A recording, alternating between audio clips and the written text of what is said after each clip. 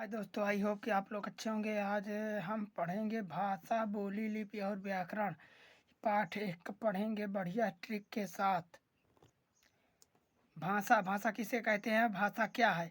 जिसके द्वारा मनुष्य बोलकर, पढ़कर, सुनकर या लिखकर अपने विचारों को दूसरों तक पहुंचाता है या दूसरों के विचारों को समझता है, उस साधन को भाषा कहते हैं।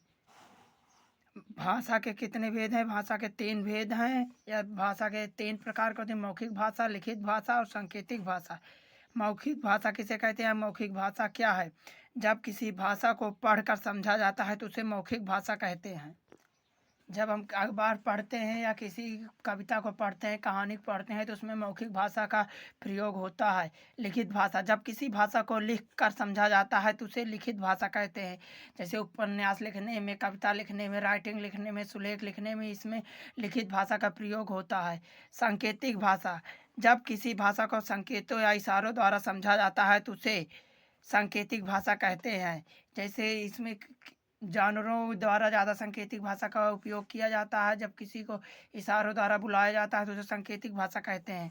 बोली, किसी सीमित क्षेत्र में बोली जाने वाली भाषा को बोली कहते हैं। जैसे खड़ी बोली, अवधी आदि, या किसी भी क्षेत्र में सिर्फ बोली जाती है, इसलिए इसे बोली कहते हैं। लिपि, किसी भाषा के लिखने की विधि को लिपि कहते हैं। जैसे भाषा लिखने की विधि या तरीका को ही लिपि कहते हैं। लिपि, भाषा लिपि, हिंदी की लिपि देवनागरी, पंजाबी की गुरुमुखी, अंग्रेजी की रोमन आदि, इसी तरह बहुत सी भाषा और लिपियां हैं। व्याकरण, किसी भाषा का शुद्ध रूप से पढ़ना, लिखना और बोलना ही व्याकरण कहलाता है। व्याकरण के 3 भेद हैं: वर्ण विचार, शब्द विचार और वाक्य विचार। वर्ण विचार में इसके वर्णों के बारे में विचार किया जाता है, अर्थात संबंध में विचार किया जाता है। शब्द विचार, इसमें शब्दों के बारे में विचार किया जाता है। वाक्य विचार, इसमें वाक्यों के बारे में विचार किया जाता है। वीडियो अच्छी लगी हो तो लाइक, शेयर, कमेंट करें और चैनल को सब्सक्राइब करें।